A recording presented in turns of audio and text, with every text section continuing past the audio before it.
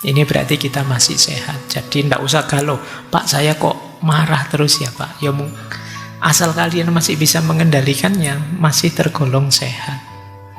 Tapi kalau kalian marah terus tidak bisa mengendalikan, lupa diri, tidak bisa ngontrol diri, sehingga efeknya marah jauh lebih besar daripada sebabnya, ada yang tidak beres.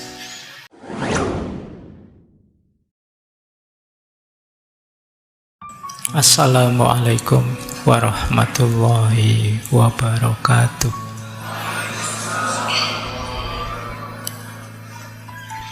Bismillah, mari kita lanjutkan ngaji filsafat kita. Kondisi tubuh kita, kondisi diri kita itu 3. Kita kan selalu menyebutnya hanya 2. Kalau tidak sehat ya sakit. Tapi kata Ibnu Sina, kita itu ada 3 kondisi diri kita. Yang pertama adalah sihah. Kalau ini ya jelas sehat. Yang kedua marid. Marid itu sakit. Sehat itu apa? Beliau mendefinisikan sehat itu tubuh kita sesuai tabiat dan susunannya, kemudian kinerjanya normal. Itu sehat. Jadi kondisinya natural, kinerjanya normal. Itu sehat. Kebalikannya namanya sakit. Berarti ya kalian kalau ingin tahu saya sehat apa tidak, ya cek dirimu ya, apa-apanya normal enggak. Kalau ada yang tidak normal, ya ada yang tidak beres. Mbok sekedar kamu, saya kok bolak-balik menguap terus Pak, bolak-balik ngantuk. Mungkin ada yang tidak normal juga. Padahal tadi sudah tidur, itu berarti nggak normal. Pokoknya kinerjanya normal, situasinya alami, natural, tabiatnya dan susunannya normal, berarti kita sehat. Kalau tidak begitu, berarti kita sakit. Termasuk nanti jiwamu. Cuma beliau nambah 1 kategori lagi. Ini kategori tengah-tengah. Laisat bisihah wala marot. Disebut sehat tidak bisa, disebut sakit juga tidak bisa. Jadi kalau disebut sakit, gejalanya belum muncul. Tapi kalau disebut sehat, kok rasanya ada yang tidak beres dengan diri kita. Nah, ini kalian dapat kategori lagi ya. Kadang-kadang kalau ketemu teman itu, gimana kabarnya, sehat? Itu boleh kalian ya jawab, rasanya sehat juga enggak, tapi sakit juga enggak. Itu kategori ketiga itu.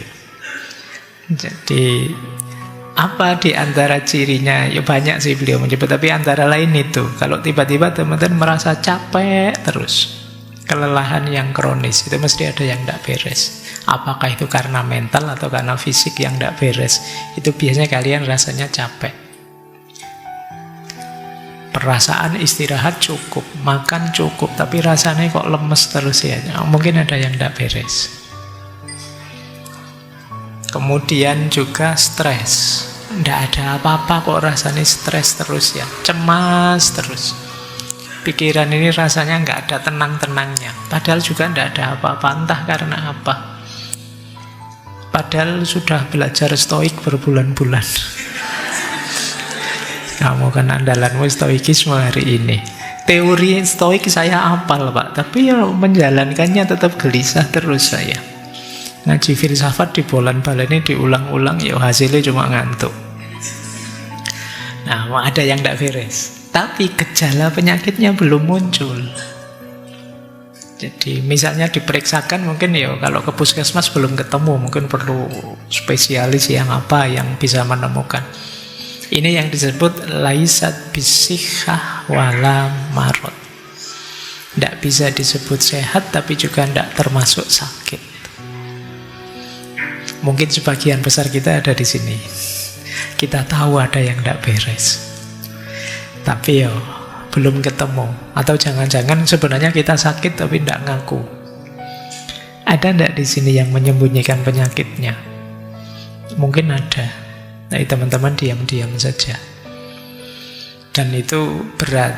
Karena penyakitnya sendiri sudah berat, kalian menyembunyikan itu juga berat. Urusan ini mental. Nah, siap-siap ya, hati-hati. Dan itu kalian sendiri yang tahu kok. Tidak akan saya tanya satu-satu. Tapi ayo kita sayangi diri kita. Baik. Jadi ini ya kondisi tubuh kita hari ini, sehat, sakit, atau antara-antara. Sehat juga enggak, sakit juga enggak. Kita lanjutkan. Tema kita malam hari ini lebih ke kesehatan mental. Kalau tubuh yang sakit mungkin ya ke dokter, karena kita bukan dokter jadi enggak tahu. Tapi mental sehat, itu mungkin kita bisa mengidentifikasi. Kalau di Ibnu Sina, secara umum orang mentalnya sehat itu cirinya 4. Yang pertama, emosinya stabil. Yang kedua, pikirannya jernih. Yang ketiga, lahir batinnya harmonis, jiwa dan tubuhnya selaras. Dan yang keempat, bisa menghidupkan spiritualitas dan moralitas. Jadi ini berhubungan dengan diri kita. Jadi emosi stabil. Emosi stabil itu bukan berarti tidak pernah marah atau tidak pernah sedih. Tidak. Ya bisa marah, bisa sedih, tapi bisa kita kendalikan. Jadi bisa kecewa, bisa stres juga, tapi tidak berlebihan, bisa kita kendalikan. Ini namanya emosinya stabil. Tidak meledak-ledak, juga tidak apatis, tidak bisa dipengaruhi, tapi ya bisa, cuma ya stabil saja. Kita masih bisa mengendalikannya. Ya wajarnya manusia bisa marah, wajarnya manusia bisa kecewa, wajarnya manusia bisa stres, tapi bisa dikendalikan. Ini berarti kita masih sehat. Jadi tidak usah galau, Pak saya kok marah terus ya Pak. Ya asal kalian masih bisa mengendalikannya, masih tergolong sehat. Tapi kalau kalian marah terus tidak bisa mengendalikan, lupa diri, tidak bisa ngontrol diri, sehingga efeknya marah jauh lebih besar daripada sebabnya, ada yang tidak beres. Mulai harus introspeksi. Kemudian pikiran kita jernih. Pikiran jernih itu berfungsi normal. Jadi bukan berarti harus pinter selevel para filosof, tidak begitu. Pikiran jernih itu bisa kita pakai untuk hidup sehari-hari, untuk hidup normal. Kadang-kadang ada orang yang pikirannya tidak fokus, terganggu, dipakai mikir tidak bisa, buntu dan lain sebagainya. Jadi hidupnya mungkin mengandalkan insting saja, dia kalau diajak mikir tidak nyampe, bingung. Nah, ini pikirannya tidak jernih. Atau terganggu oleh mindset macam-macam, wawasan dari medsos apa dan lain sebagainya, sehingga tidak jernih. Pikiran tidak jernih itu, misalnya kalian tidak bisa membedakan ini sehat, ini tidak sehat. Ini menyenangkan, ini menyedihkan. Ini baik, ini buruk. Itu pikiran harus bisa ini. Kalau tidak bisa, ayo kalian cek lagi ya, waras apa enggak. Karena orang yang pikirannya kacau kan kita menyebutnya kurang waras. Makanya di berbagai sesi kalau bicara tentang filsafat selalu saya wanti-wanti, hati-hati loh ya, manusia itu kuncinya di akalnya. Karena manusia itu hayawanun natik. Jadi kita itu kategorinya binatang secara genus. Cuma kita diistimewakan oleh Allah dengan akal budi kita. Nah, kalau ternyata akal budi ini terganggu, berarti kan ini keistimewaan ini nggak kepake. Manusia minus akalnya, ya yang tersisa hayawannya.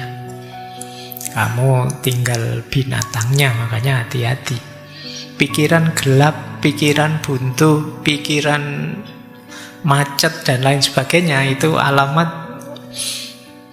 yang tersisa binatangnya. Ya tadi saya sebut hidupmu mungkin mengandalkan insting saja. Nggak tahu sih Pak, saya pilihan baik mana, buruk mana, kira-kira aja lah Pak. Nah, ini kamu mengandalkan insting saja. Maka kalau pikiranmu bermasalah, ayo disembuhkan. Jangan dibiarkan saja, karena kuncimu ada di situ. Yang ketiga, harmoni antara jasmani dan rohani. Batin harus sehat, fisik juga harus sehat, karena dua-duanya saling mempengaruhi. Nanti Ibnu Sina ini orang pertama yang punya konsep yang sekarang disebut dengan psikosomatis. Jadi jangan dikira mental itu, batin itu tidak mempengaruhi fisik dan juga sebaliknya. Dua-duanya saling mempengaruhi. Kalau mentalmu sedang galau, sedang kacau, lama-lama bisa saja itu kena fisik. Nah, kalau kalian kan biasanya pakai istilah kena mental. Nah, bisa saja dari kena mental lanjutannya kena fisik. Sakit beneran. Pernah enggak kalian ngalami apa-apa nilaimu tiba-tiba drop, jatuh, terus pulang-pulang kamu ngereges? Panas badanmu. Nah, itu jenis bagaimana kondisi mental bisa mempengaruhi fisik. Nah, nanti teorinya panjang dari Ibnu Sina. Dan yang keempat, jangan lupa batin kita itu ada unsur spiritualitas, ada fitrah religiositas, ada nurani yang mendorong kita untuk bermoral. Ini juga harus hidup. Kalau ini tidak hidup, ada yang hilang dari kemanusiaan kita. Jadi kalau kalian hanya fokus di tiga yang atas, lupa bahwa kita punya spiritual, ada unsur moralitasnya, ya nanti ada bagian tertentu hidupmu yang hilang. Itu kadang orang merasa hampa, merasa jemu, merasa tidak bermakna, dan lain sebagainya. Karena urusan makna hidup, kedalaman hidup itu adanya di spiritualitas. Jadi ayo dicek kalian termasuk mentalnya sehat apa tidak. Kalau tidak, ayo diobati pelan-pelan. Karena sulit kalian bisa sukses kalau dalammu tidak sehat, mentalnya tidak sehat. Kita lanjutkan.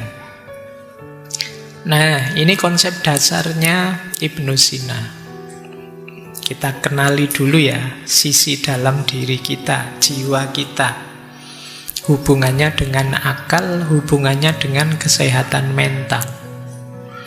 Kata Ibnu Sina, jiwa kita itu ada 3 unsur. Kadang orang menyebutnya 3 daya, 3 kekuatan.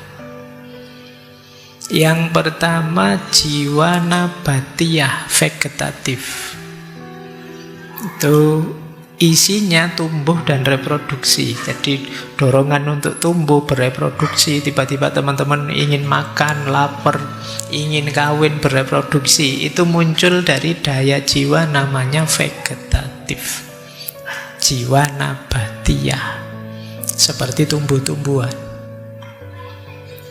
Nanti ada unsur hayawaniyah. Ini hubungannya dengan emosi, keinginan, cita-cita. Nyari enak, nyari senang, persepsi indrawi. Ini jiwa hayawaniyah. Jadi kalian punya keinginan apa, punya hasrat apa, punya emosi apa. Nah, itu hayawaniyah, jiwa sensitif. Yang ketiga ada insaniyah, jiwa rasional.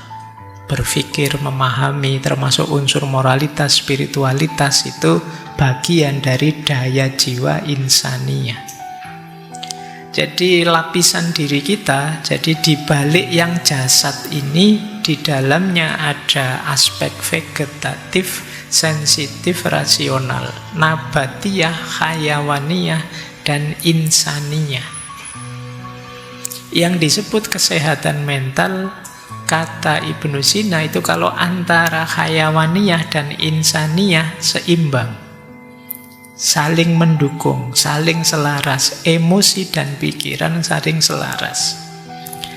Cuma kata Ibnu Sina, keselarasan di dalam itu harus dikomandoi oleh insaniyah, oleh yang rasional.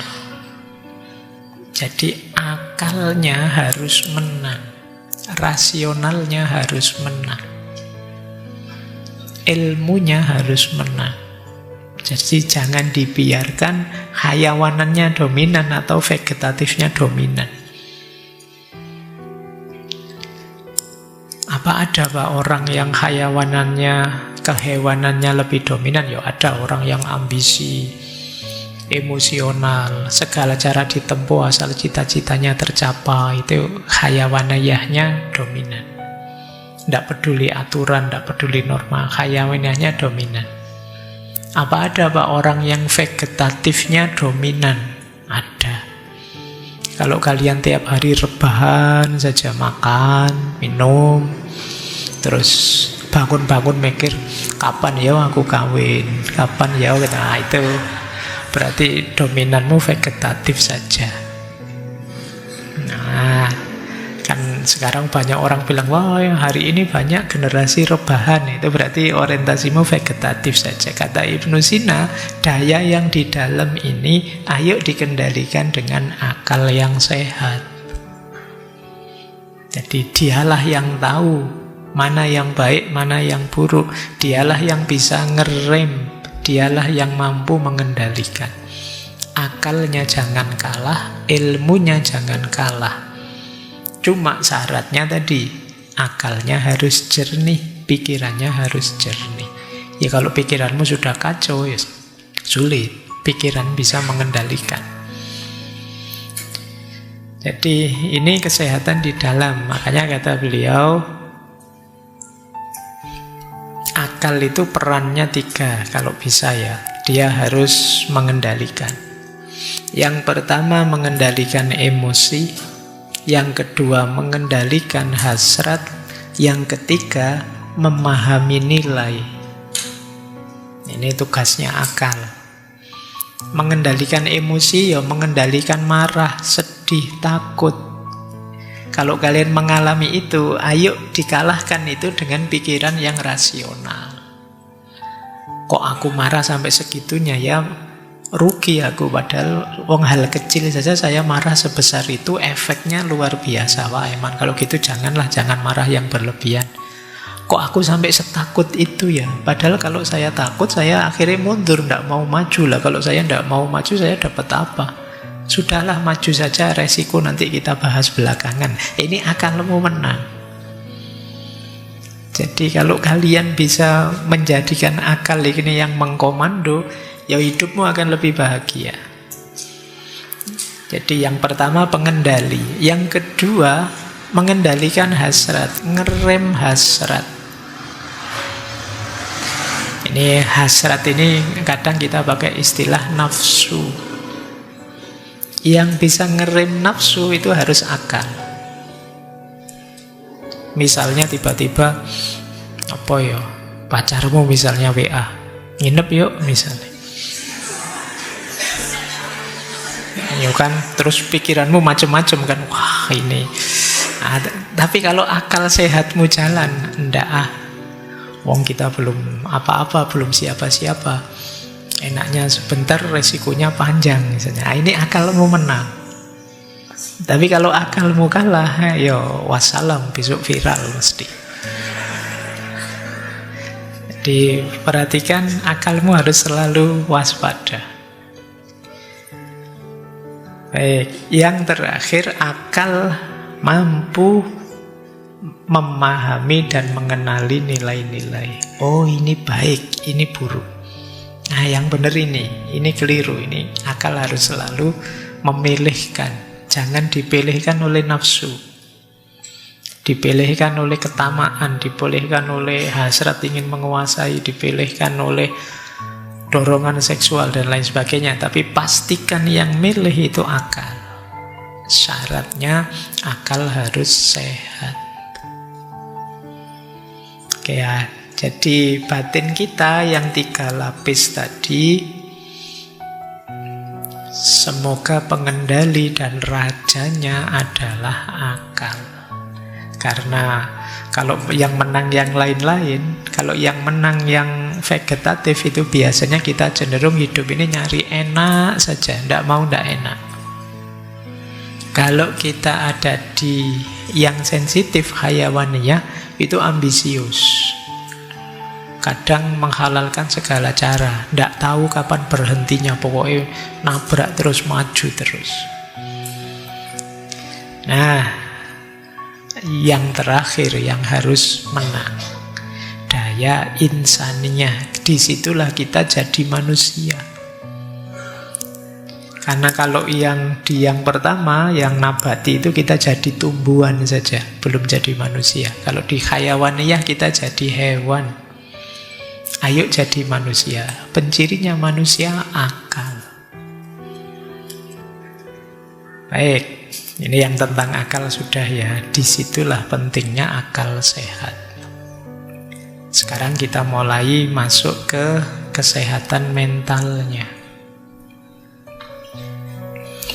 Nah, sebelum ke sana, kita pahami dulu hubungan antara batin dan lahir, jiwa dan tubuh dalam pikirannya Ibnu Sina. Jadi Ibnu Sina punya pandangan secara umum begini. Yang pertama, jiwa itu penggeraknya tubuh. Jadi jiwa adalah prinsip kehidupan. Kita itu kalau hanya jasmani saja, tidak ada jiwa, namanya bukan manusia. Tanpa ada jiwa, tubuh itu hanya materi yang tidak punya kehidupan. Kalau kalian misalnya tiba-tiba lihat tergeletak sesosok manusia yang tidak ada nyawanya, tidak ada jiwanya, kamu mendekat atau lari? Mesti ngeri kan kamu. Ini secantik apapun, seganteng apapun, kalau tidak ada jiwanya, kita menyebutnya bukan manusia, karena jiwa itu adalah penggeraknya tubuh. Kata Ibnu Sina, jiwa menggunakan tubuh sebagai alat untuk menjalankan fungsi-fungsinya. Untuk berpikir, ada alatnya namanya otak. Untuk bergerak, ada alatnya namanya otot. Untuk merasa ada alatnya namanya indera. Otak, otot, panca indera itu kan fisik, tubuh. Tapi dia jadi alatnya jiwa, jadi kendaraannya jiwa. Mata dengan melihat. Melihat itu kan unsur kejiwaan, tapi mata itu unsur tubuh. Dan dua-duanya kerjasama, itu yang dimaksud saling berhubungan. Tidak mungkin ada kita bisa melihat kalau dua unsur ini tidak ada. Atau salah satu saja yang ada. Matanya ada sih Pak, cuma daya melihatnya yang tidak ada. Ya tetap kita tidak bisa melihat. Daya melihatnya ada Pak, tapi tidak pakai mata Pak. Itu mata batin atau mata apa gitu. Tidak bisa, ya tetap tidak jalan. Mungkin bisamu kira-kira. Sama dengan telinga dan mendengar, hidung dan bau. Saya kepleset mencium. Biasanya kan kamu hidung untuk mencium itu, hidung untuk membau. Awas keliru kamu, kalau ciuman kan tidak pakai hidung. Jadi jiwa dengan tubuh. Nah, tapi yang kedua jangan lupa juga tubuh itu wadahnya jiwa. Kalau tidak ada tubuh, tidak ada yang jasmani, jiwa juga tidak berarti. Tadi kalian ketemu jasad saja tidak ada nyawanya, lari. Apalagi ketemu jiwa saja tidak ada jasadnya. Kamu tambah ngeri mesti. Gitu. Jadi jiwa itu wadahnya tubuh. Bahkan nanti saling mempengaruhi. Ini ternyata ya memang dekat, saling berhubungan. Maka jangan disepelekan. Pak, saya filsafat saja Pak, urusan materi, urusan jasad itu loh. Tapi kalau tidak ada jasad, bahkan pikiranmu tidak ada wadahnya. Ya otak itu kan bisa dicek, bisa dilihat, itu yang kerja berpikir ada di situ. Kalau tidak ada itu ya, tidak ada hubungannya Pak otak sama mikir. Ya coba otakmu dibuang. Wong kamu kebentur sedikit saja puyeng yo, terus pikiranmu kan terganggu. Jadi ini dua-duanya saling berhubungan. Makanya kemarin di Epikuros itu ya nomor 1 tetap sehat. Sepinter apapun kamu, kalau tidak sehat, tidak ada gunanya. Kamu hafal kitabnya Aristoteles tadi, tapi terus tiap hari batuk, tiap hari puyeng, tiap hari pusing, ya metafisikanya Aristoteles tidak ada gunanya. Lebih berguna paramek atau apa gitu. Kalau kamu sedang sakit. Oke ya. Baik, jadi ini dua prinsip awal hubungan jiwa dan tubuh. Kemudian ini yang tadi kita sebut psikosomatis ya. Jiwa mempengaruhi tubuh dan juga tubuh mempengaruhi jiwa. Emosi, pikiran, kondisi mental mempengaruhi jasmani kita. Kalau kita stres, cemas, kemudian perutnya mules, kepalanya pusing, tekanan darahnya naik, nah itu pengaruh jiwa terhadap tubuh. Makanya ada peribahasa, di dalam tubuh yang sehat ya terdapat jiwa yang sehat juga, mens sana in corpore sano. Saya lupa itu dulu ada filosofi yang punya teori itu. Sebaliknya juga begitu. Kalau kita tubuhnya tidak memadai, sedang capek, sedang lelah, sedang lapar, sedang lesu, ya tidak bisa berpikir. Jadi mekanisme yang di dalam tidak bisa. Baik, jadi ini sedikit uraian saja tentang hubungan antara jiwa dan tubuh. Kuncinya tetap ya, yang di dalam harus dikendalikan oleh pikiran kita. Pikiran kita yang kata Ibnu Sina begini, saya tadi ngutip quote menarik. Inna kuwatal fikri qadiratun ala ihdasil marodi wasyifai minhu. Sesungguhnya kekuatan pikiran itu mampu melahirkan penyakit dan juga menyembuhkannya. Nah, ini dasarnya pikiran, dasarnya akal tadi. Kalau pikiran kita positif-positif, kita lebih ceria, lebih segar, lebih sehat. Tapi begitu pikiran kita negatif-negatif, ya kita akan sakit. Jadi pikiran jadi kuncinya. Kalau teman-teman serba paranoid, mikirnya negatif terus, ya mungkin bisa sakit beneran. Ini saya kok berkeringat ya, sumuk ya, jangan-jangan jantungku bermasalah ini. Terus kamu gelisah mikir, padahal ya memang sumuk sejak tadi hujan gak jadi-jadi. Tapi karena pikiranmu negatif, ya nanti lama-lama detak jantungmu meningkat, tekanan darahmu meningkat, ada pressure dari dalam, ya bisa sakit beneran. Jadi pikiran, kata Ibnu Sina, qadiratun ala ihdasil marad, mampu melahirkan penyakit. Demikian juga dia bisa menjadi obat. Kadang-kadang kamu pusing-pusing sedikit, enggak apa-apa, pusing kayak gini biasa kok, masih bisa jalan. Tapi kalau pusing sedikit, wah ini jangan-jangan gejala stroke ini. Mungkin saya, itu sudah kamu enggak berani gerak, sudah jadi sakit beneran. Betul. Baik, maka kendalikan pikiranmu karena banyak penyakit yang muncul dari pikiran. Nanti ada eksperimen menarik, terkenal sekali dari Ibnu Sina. Beliau bikin uji coba 2 ekor kambing yang diletakkan di ruangan terpisah. Kambing yang satu ruangannya terisolasi, tidak lihat apa-apa. Cuma kambing yang satunya ruangannya dijajarkan dengan ruangan serigala. Meskipun serigalanya tidak bisa mencapai kambing itu, cuma di depannya kandangnya serigala. Ternyata meskipun diberi makan yang sama, di treatment yang sama, kambing yang kedua yang tiap hari lihat serigala itu pelan-pelan sakit, jadi lemah, akhirnya mati.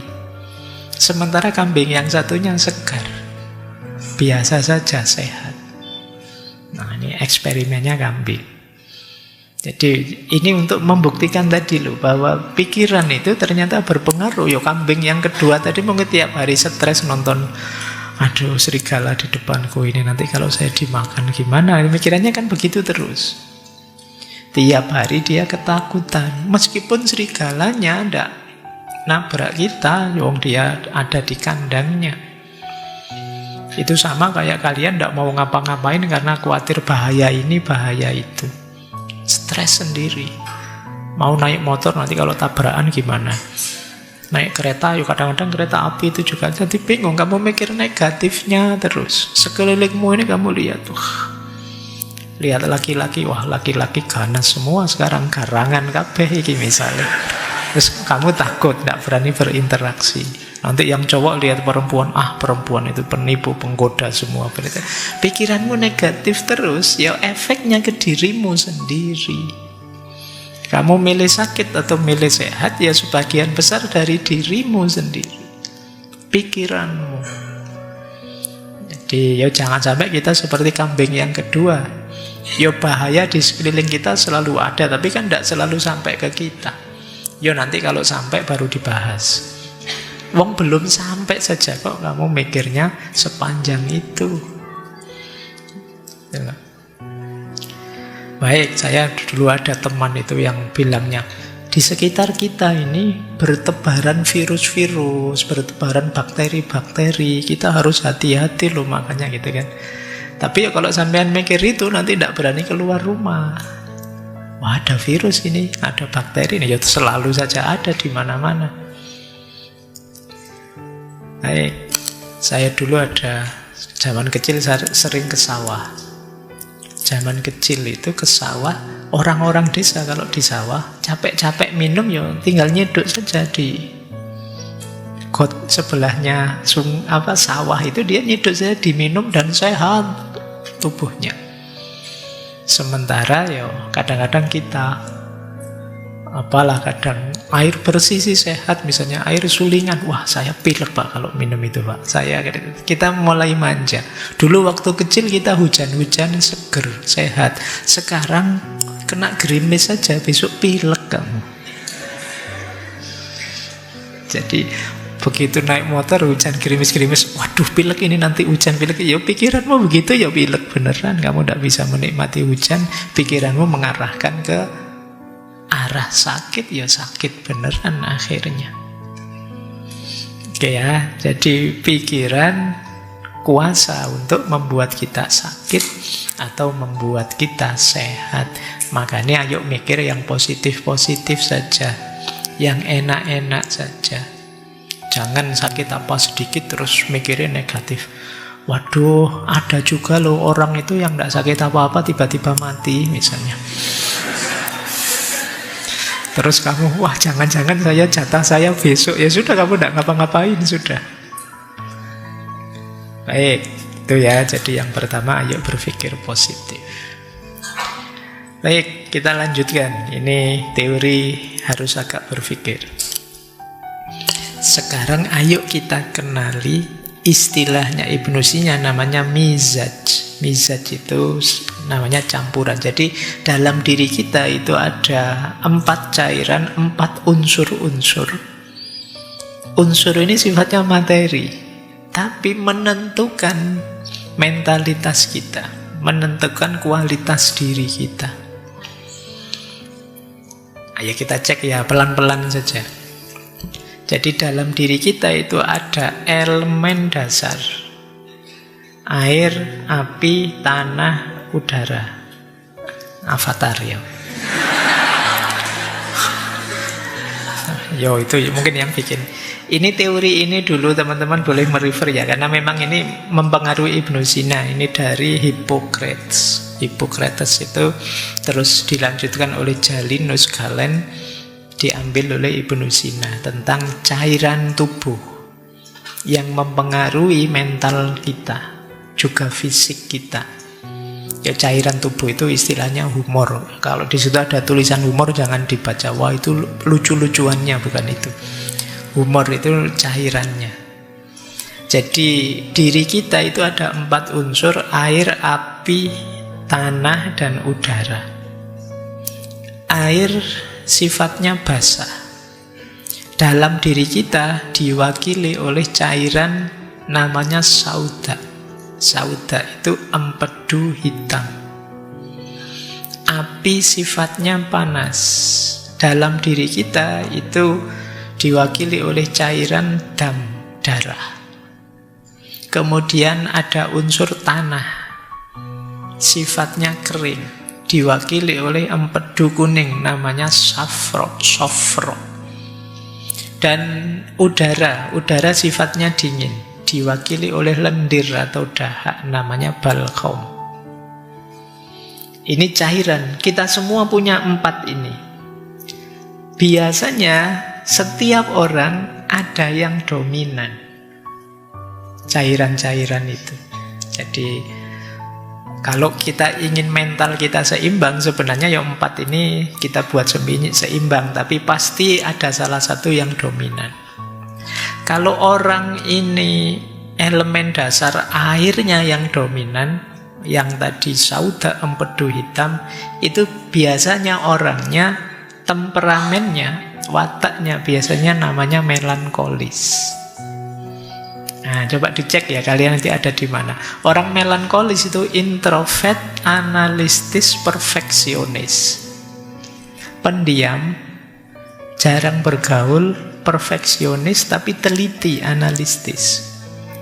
Kelebihannya orang melankolis itu dia terorganisir, penuh rencana, serius hidupnya. Sayangnya dia ada sisi negatifnya, yaitu sensitif, baperan, pesimis, dan suka overthinking. Mikirnya suwe, memutuskannya lama. Nah, itu berarti kalian kebanyakan sauda tadi, empedu hitam. Nanti ada dietnya, ada terapinya masing-masing. Jadi kalau kebanyakan itu ya mungkin diatur lagi gaya hidupmu. Introvert, analistis, perfeksionis. Kalau kalian kuat di api, darahmu lebih dominan. Kepribadiannya namanya sanguinis. Kepribadian sanguinis itu kebalikannya melankolis. Dia ekstrovert, optimis, spontan. Kelebihannya orang jenis ini enak diajak komunikasi. Kalau ada dia rame situasinya, ceria situasinya.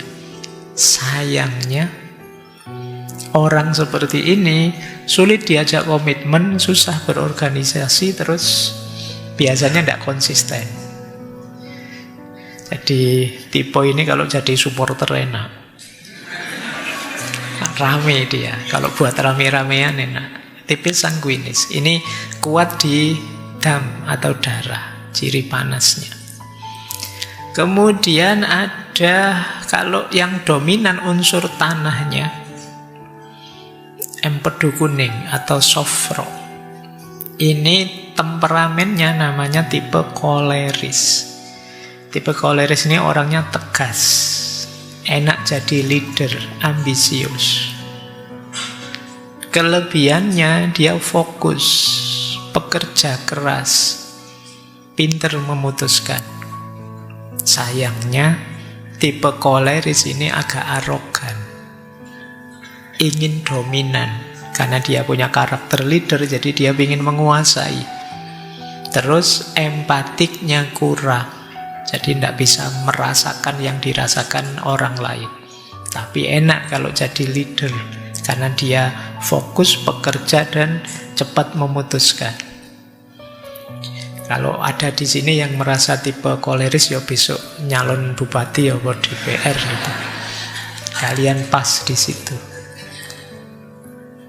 Nah, kalau yang keempat, elemen dingin, elemen udara, dahak, lendir, banyak. Ini kalau kalian dominan di aspek cairan ini, tipe temperamennya adalah flegmatis. Orangnya santai, ndak baperan, pendamai. Pendamai itu ya sudahlah, ndak usah kaku-kaku, ndak usah serius-serius. Kelebihannya tipe flegmatis ini tenang, adaptif, mudah menyesuaikan situasi, dan dia pendengar yang baik. Kalau kalian punya teman tipe flegmatis ini enak, hidupmu nyaman. Sayangnya orang tipe ini itu kurang ambisius, cenderung malas.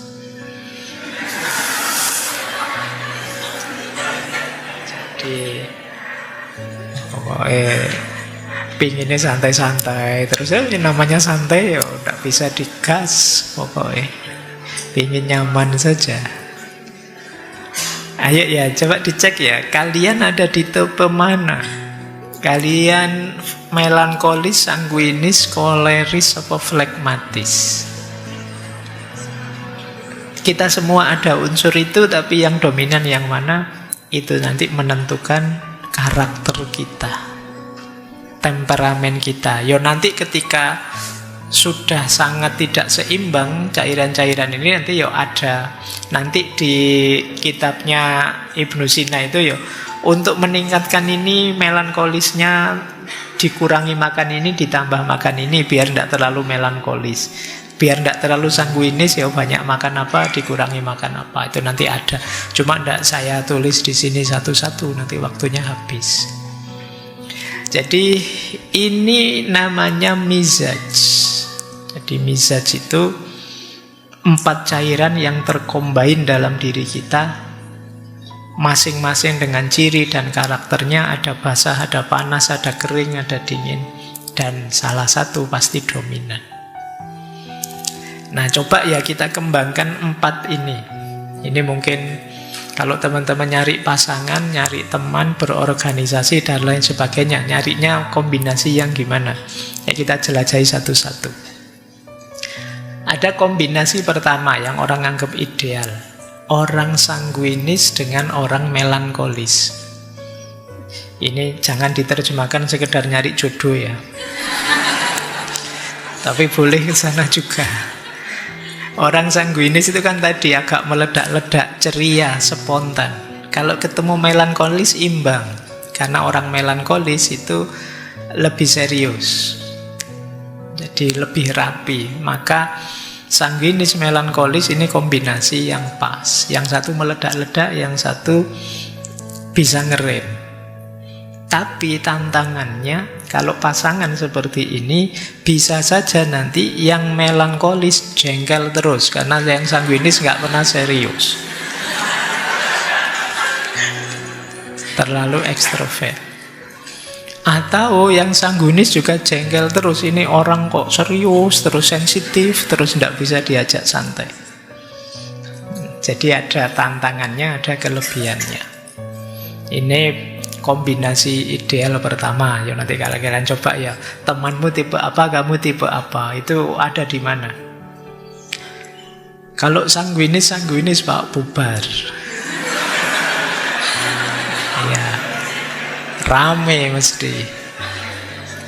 Ya, kalau melankolis ya sunyi, senyap, sepi, tidak ada suara, tidak ada. Oke, ya ini tipenya memang beda-beda. Baik, ini kombinasi ideal pertama. Bisa juga kombinasi ideal kedua.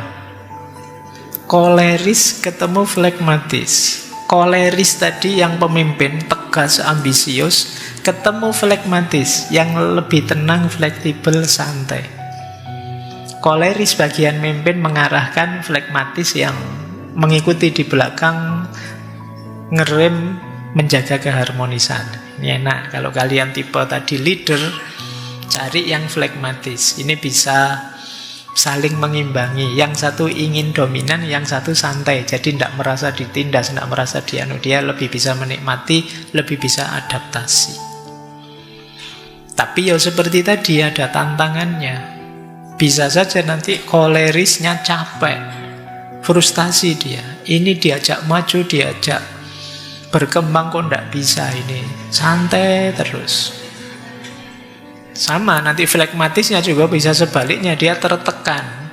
Pada akhirnya dia merasa, aku kok diatur terus toh ya, didominasi terus toh ya. Emangnya aku tidak bisa ngatur diri sendiri. Lama-lama bisa begitu. Jadi ini kombinasi kedua, koleris dan flegmatis. Baik, kombinasi ketiga. Dicoba ya nanti, sanguinis dan koleris. Ini mungkin juga bagus. Sanguinis yang ekstrovert tadi, dia kreatif, dia ceria. Sementara koleris itu bagian yang mengarahkan, yang mimpin. Nah, cuma juga ada tantangannya. Orang koleris mungkin lama-lama akan jengkel karena sanguinis ini kok pinginnya seneng-seneng terus, ingin ceria terus. Sementara yang sanguinis merasa yang koleris terlalu keras. Ini kombinasinya agak keras. Yang satu leader, yang satu seorang ekstrovert. Nah ini kombinasi lembut, melankolis, flegmatis. Yang satu detail merencanakan, yang satu tenang dan damai. Aman ya. Cuma ya tadi, akhirnya sunyi senyap. Jadi tidak ada yang dominan, dua-duanya pasif. Baik, ya mungkin kalau sedang bareng-bareng dua tipe ini ya isinya asik dengan dirinya sendiri. Nanti yang satu bilang, "Mbok kamu ngomong apa?" gitu. "Ngomong apa ya?" Jadi tidak ada, akhirnya tidak ngomong-ngomong, akhirnya diem semua. Nah itu sama-sama tipe sunyi. Baik. Terus ada tipe koleris melankolis. Ini tipenya kan kalau digabung-gabung bisa jadi 6 tipe. Tipe ke-6, koleris melankolis. Koleris leader, dia punya visi besar, sementara melankolis itu detail, perfeksionis. Nah, ini kombinasi luar biasa kalau bisa ini. Cuma nanti bisa saja perfeksionisnya melankolis membuat koleris tidak sabar. Ini kok semua usul dibantai semua. Kok selalu saja ada kurangnya. Mau dieksekusi kok dicegah terus. Ini bisa jengkel pada akhirnya kalau kombinasi koleris melankolis ini. Jadi ya yang melankolis juga bisa saja tertekan. Ini orang kok tidak sabaran sih, kok gerusa-gerusu sih, masih belum siap kok mau dieksekusi. Bisa saja begitu. Ini tipe koleris melankolis. Nanti ada tipe, ini terakhir, kombinasi ke-6, sanguinis flegmatis. Yang satu ekstrovert, semangat. Yang satu tenang, nyaman, harmonis.